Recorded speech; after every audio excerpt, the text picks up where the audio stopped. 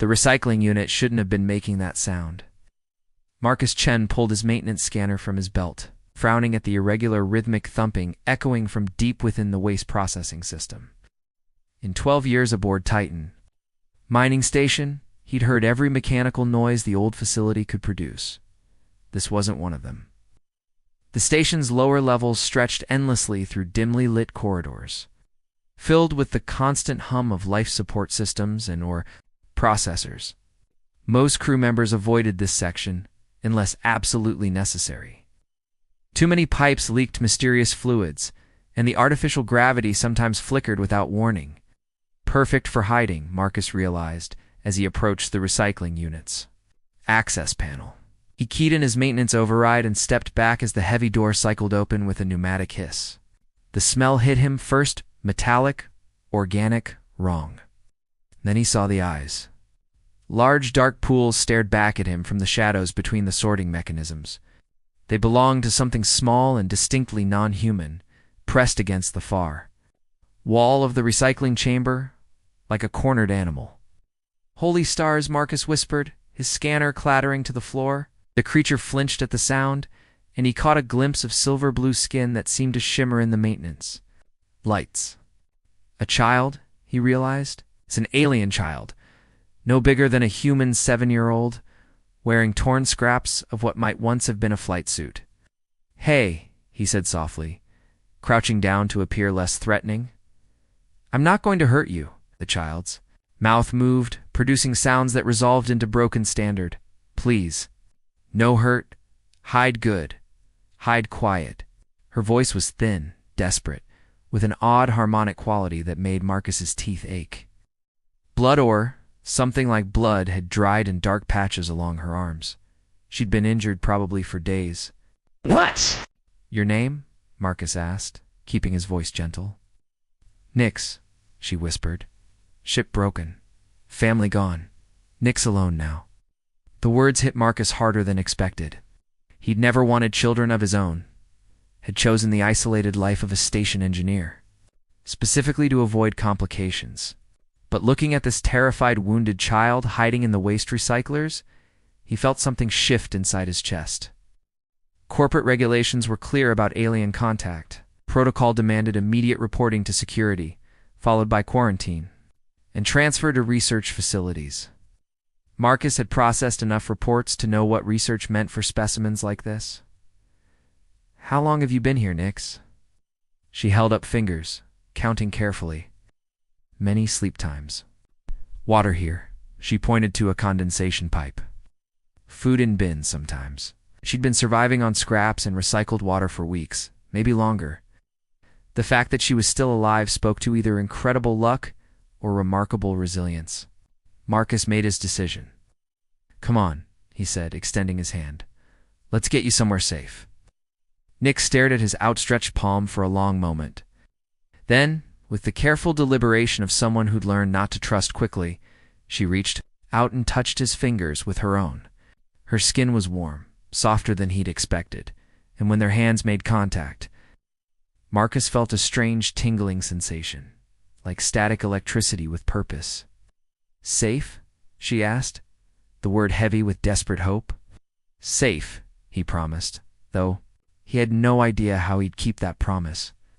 All he knew was that he couldn't walk away, not from her, not from those eyes that held too much knowledge of loss for someone so young.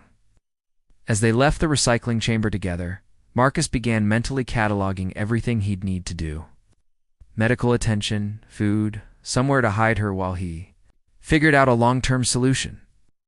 Behind them, the recycling unit returned to its normal rhythms, leaving no trace that it had sheltered the last surviving member of a species most humans believed extinct. Dr. Vera Santos had seen many things during her 15 years as a station medical officer, but nothing quite like the child Marcus carried into her clinic at 0200 hours. The girl's silver-blue skin caught the sterile lighting in ways that made Vera's breath catch beautiful and utterly alien. "Marcus, what have you done?" she whispered, quickly sealing the medical bay doors. "Found her in the recycling units," he said, settling Nix onto the examination table. "She's been there for weeks, surviving on scraps."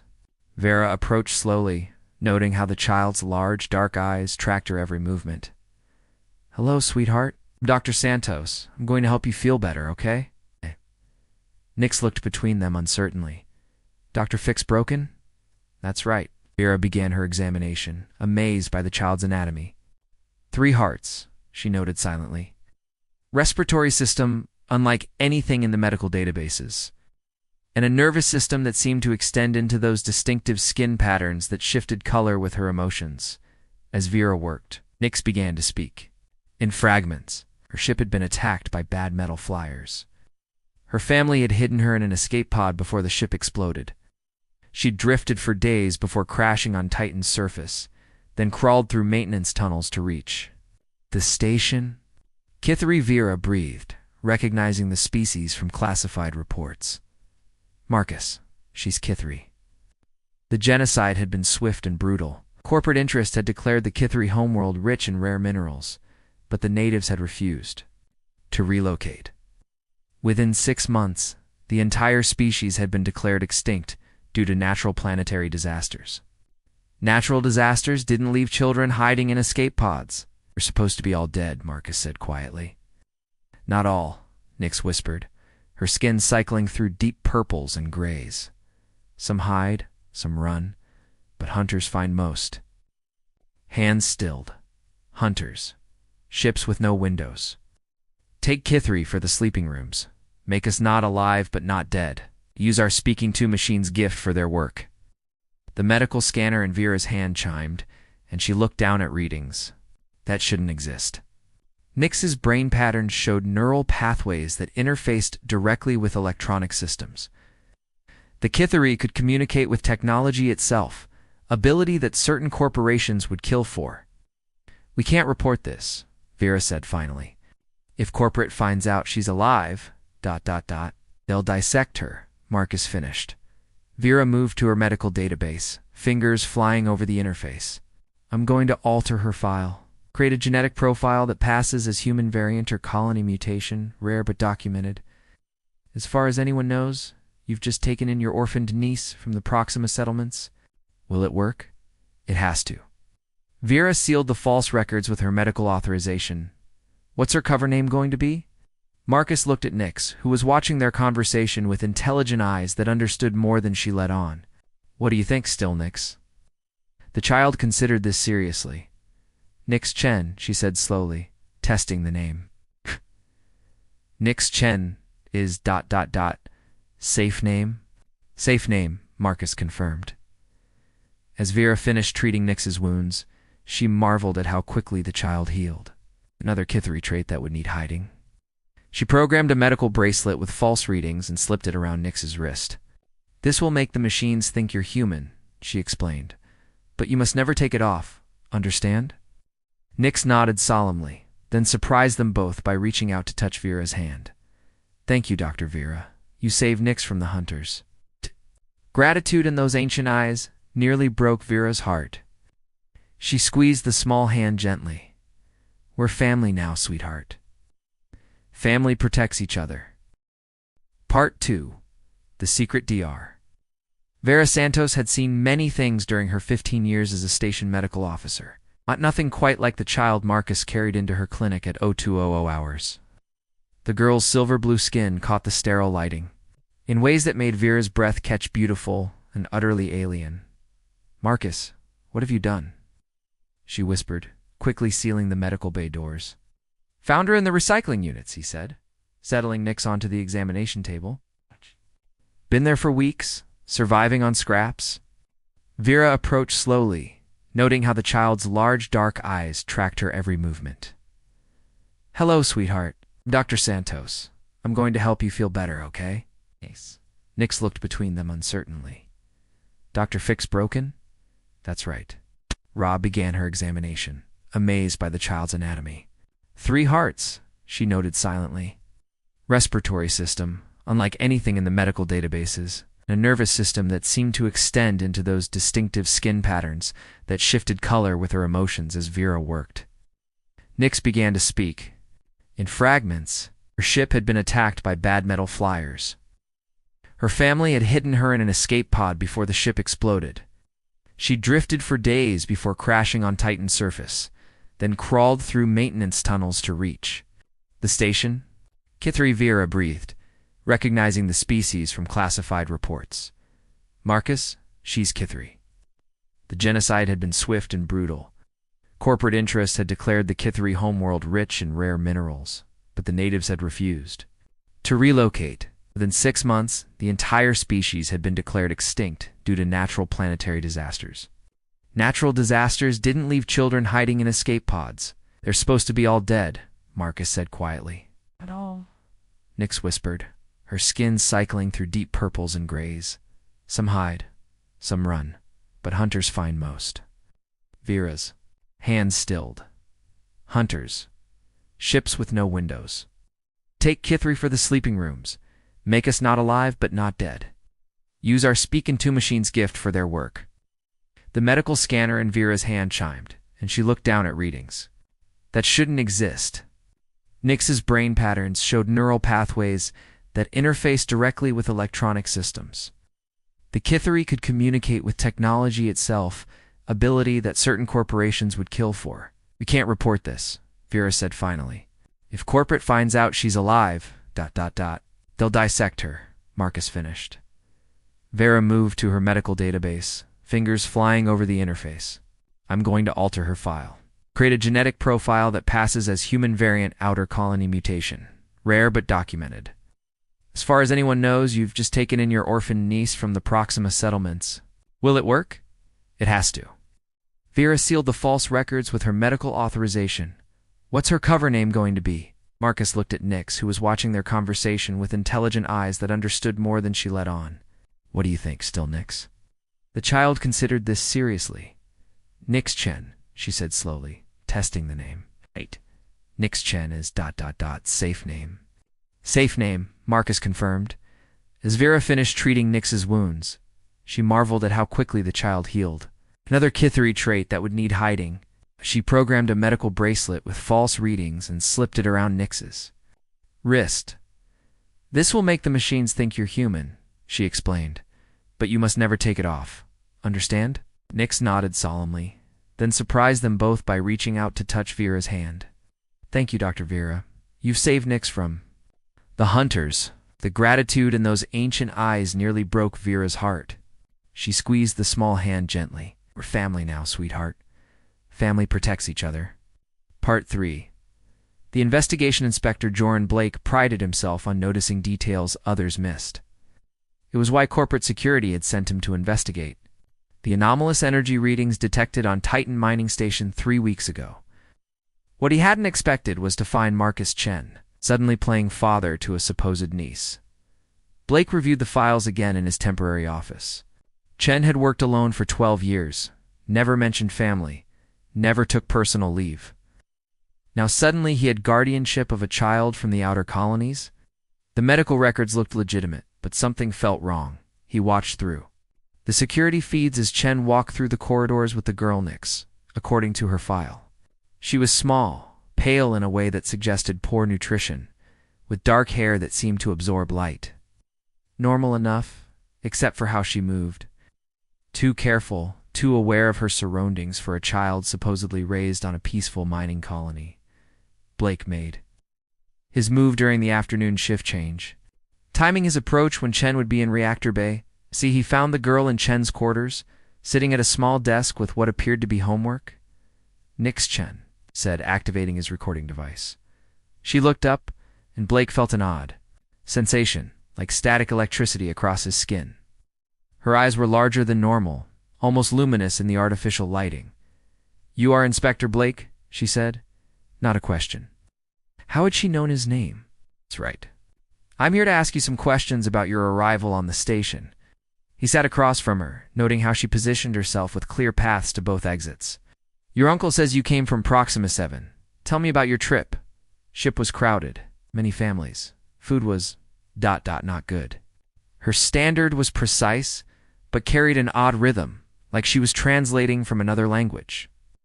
What happened to your parents? Something flickered across her expression to knowing for a child. Mining accident. Uncle Marcus only. Family left. Blake pulled out his tablet, displaying star charts. Show me the route your transport took. Nick studied the display with intensity that made Blake uncomfortable. Then she reached out to touch the screen, and something impossible happened. The star chart shifted, routes highlighting themselves without any input commands. The tablet's interface responded to her touch in ways that defied its programming. How did you do that? Blake demanded. Nix jerked her hand back, skin flushing, with what looked like bioluminescent patterns before returning to normal. Do what? I touch wrong place. Blake stared at his tablet. The screen now showed standard functions, but he'd seen what happened. The child had interfaced directly with the system somehow. He made a note to review the technical specifications of any equipment she'd been near. Tell me about your home. On Proxima 7. Hot during day cycle, cold at night. We lived in the deep tunnels where machines help with breathing. Blake frowned. Proxima 7 was a temperate world with standard atmosphere. No need for breathing assistance or tunnel dwellings. Either her file was wrong, or she was lying. Nix, were you born on Proxima 7? She hesitated for just a moment too long. Yes. Uncle Marcus says I was born there. Another lie. Blake's instincts screamed that nothing about this child was what it seemed. As he prepared another question, an alarm chimed throughout the station shift change ending. Soon Chen would return. One more question, Blake said, watching her carefully. Have you ever seen ships that don't appear on scanners? Ships that might have attacked your transport? The reaction was immediate and visceral. Nix's skin drained of color entirely, and she began to shake. No ships, she whispered. No bad ships. Please, no more questions about ships. Blake leaned forward. What aren't you telling me, Nix? Before she could answer, footsteps echoed in the corridor. Marcus Chen appeared in the doorway, his expression darkening as he saw Blake sitting with the child. Inspector, I wasn't expecting company. Just a routine follow-up interview, Blake said, standing, making sure all our new arrivals are properly documented. Chen moved protectively toward Nix, who immediately gravitated to his side. Find everything in order? Blake saved his recording and pocketed the device, still reviewing the data. Be in touch if I have additional questions. As he left, Blake felt certain of two things. The child was hiding something significant, and Chen was helping her do it. Whatever was really happening on Titan Station, he intended to find out. Captain Iris Delacroix stood in her ready room, staring at the classified report Blake had just delivered. 20 years of command had taught her to read between the lines, and what she saw made her stomach clench with dread. You're certain she's not human? She asked. Blake nodded grimly. DNA analysis from hair samples confirms it. The medical records are sophisticated forgeries. Dr. Santos had to be involved. No one else has the access needed to create that level of documentation fraud. Iris thought of the small girl she'd seen in the corridors, always staying close to Marcus, always watching everything with those unnaturally large eyes. She'd seemed fragile, traumatized, but harmless. Species identification, preliminary analysis, suggests Kithri. If true, she's the first confirmed survivor since the Homeworld incident. The Homeworld incident, corporate doublespeak for genocide. Iris had read the classified files, knew what really happened when the Kithri refused to abandon their world for mining operations. She also knew what corporate would do with a survivor. Sir Blake continued, I've received orders to prepare the child for immediate transfer to Research Division. Transport arrives in 6 hours. Iris closed her eyes. Research Division meant laboratories, experiments. Probably dissection once they'd learned everything they could from a living specimen. And if I refused the transfer order? Court-martial for harboring an alien entity, conspiracy to defraud, corporate records, and violation of species protection protocols. Species protection protocols, another euphemism. Protection for humans from aliens, not the other way around. A soft chime indicated someone at her door. Enter. Marcus Chen stepped in, his face grim. Behind him, barely visible, Nix peered around his legs. Captain Marcus said formally, I understand Inspector Blake has filed his report. Marcus, I can't. She knows, he interrupted. Nix, tell the captain what you told me. The child stepped forward, her skin cycling through patterns of silver and deep blue that definitely weren't human. When she spoke, her voice carried harmonics that resonated strangely in the enclosed space. Captain Delacroix, I hear your ship voice. She is tired, stressed in the power couplings of Deck 7. The water recyclers sing sad songs because their filters need changing. Your navigation computer has a memory error in Sector 447b that makes her confused about star positions. Iris stared. Every issue Nix mentioned was real, listed in maintenance reports she'd been reviewing that morning. How could you possibly know that? Kithri speak with machines, Nix said simply. We help them stay healthy, and they help us understand. The world, your ship tells me Blake Inspector has been accessing files about hunting my people. He sent messages to the collector ships. Collector ships, Marcus's jaw tightened. The ships that track down surviving Kithri.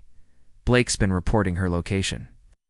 As if summoned by their conversation, Blake's voice echoed over the comm system. Captain Delacroix 2, the bridge. Priority 1. On the bridge, the main screen showed 3 unmarked vessels approaching at high speed. No transponder signals, no response to hails. Iris recognized the design from classified briefings corporate. Hunter-killers, designed for specimen collection. They're early, Blake said with satisfaction. I'll escort the subject to the docking bay. Before anyone could respond, the station's lights flickered and died. Emergency power kicked in seconds later, bathing everything in red light. The Hunter. Ships had used some kind of electromagnetic pulse weapon. All systems offline, the comm officer reported, including life support backup systems. Iris turned to find Nick standing in the center of the bridge, her skin now blazing with bioluminescent patterns. The child had placed her hands on the main console, and status lights were beginning to flicker back to life. Ship is hurt, Nick said, her voice echoing strangely through the bridge speakers. But Nix can help, can fix the broken parts, make the systems strong again. One by one, station systems came back online. Life support stabilized, defensive systems powered up, communications cleared. Nix was interfacing directly with the station's entire network, healing it from the inside. Possible, Blake breathed. Not impossible, Iris said, making her decision. Mr. Blake, you're confined to quarters pending investigation into unauthorized communications with hostile vessels. Security escort him out. As Blake was led away, Iris knelt beside Nix. Can you help us fight those ships? The child looked up with ancient eyes. Ships want to take Nix to the sleeping rooms. Make her not alive, but not a dead. Use her speaking gift until it breaks. She paused, listening to something only she could hear. But station ship is strong now. Station ship can fight. Then let's fight, Iris said. 6 months later, Nix Chen sat in the station's observation lounge, watching ships come and go through the massive viewport. Her official adoption papers were filed and sealed. Her human identity, unquestionable thanks to Dr. Santos's continued medical cover-ups. To anyone checking records, she was simply Marcus Chin's orphaned niece, adjusting well to life on Titan Station. The truth was more complicated. She'd grown 3 inches and gained 10 pounds of healthy weight. Her standard had become fluent, though she still spoke with that distinctive harmonic undertone that made station computers spawn more efficiently when she was nearby. Marcus had learned to live with lights that never flickered, doors that opened before he reached them, a coffee maker that somehow always knew exactly how he wanted his morning brew. Reading again? Marcus asked, settling into the chair. Beside her, Nix held up her tablet, displaying a technical manual on quantum communications theory. Dr. Santos says education is important. The machines like it when I understand how they think. Through the viewport, a familiar ship approached the docking bay. The merchant vessel, Wandering Star, had become a regular visitor, always carrying supplies that seemed perfectly suited to the station's needs. Its captain, a weathered woman named Torres, never asked questions about the station's improved efficiency or the unusual child who sometimes helped with cargo manifests. What Torres didn't know was that Nix had been secretly communicating with other ships sending coded messages through quantum relay networks that corporate couldn't monitor. Messages to survivors. "Marcus," Nick said quietly, "there's something I need to tell you." He looked at her with the patient attention she'd come to depend on. Over the months, he'd become more than a guardian. He was the father she'd chosen. The family she'd built from trust and shared secrets. The message I've been waiting for. It came today. Marcus tensed. They'd both known this moment would arrive eventually. "There are others," she continued. 17 Kithri survivors, hiding on different worlds. They want to meet to decide what to do next. Some want to find a new homeworld. Others want to integrate into human society like I have. And what do you want? Nix was quiet for a long moment, watching a maintenance pod drift past the viewport. She could hear its pilot's thoughts through the pod's communication system. Contentment. Pride in a job well done, plans for dinner with family, simple human emotions that had become familiar and precious to her. "I want to meet them," she said finally. "I want to know I'm not the only one left, but I also want to come home." Home. She gestured around them. Matt, the station that had sheltered her, the crew that had protected her, the life they'd built together. "Here, with you, with Dr. Santos, with Captain Delacroix, and all the others who know my secret and keep me safe. This is my home now." Marcus smiled, the expression reaching his eyes in a way that still amazed her. Before finding her, he'd been going through the motions of living. Now he had purpose, responsibility, love. "Then we'll figure out how to do both," he said. "Maybe it's time for this old station to take a little trip. I hear the Wandering Star needs a permanent engineering consultant." Through her connection to the station's communication array, Nix sent a message to the scattered survivors. Coordinates for a meeting, but also an invitation. A place where Kithri and humans had learned to live together, where children could grow up without hiding, where speaking to machines was just another useful skill. As if responding to her thoughts, the station's lights dimmed and brightened in a pattern that felt like contentment. Titan Station approved of the plan. "Will they come?" Marcus asked. Nick smiled, her skin shimmering with patterns of silver and gold, colors of hope and new beginnings. "They'll come, and when they do, they'll see what I've learned. That family isn't about who you're born to. It's about who chooses to stay." Outside the viewport, stars wheeled in ancient patterns, and somewhere among them, ships were already changing course, drawn by the promise of a place where the last of their kind had found not just survival, but home.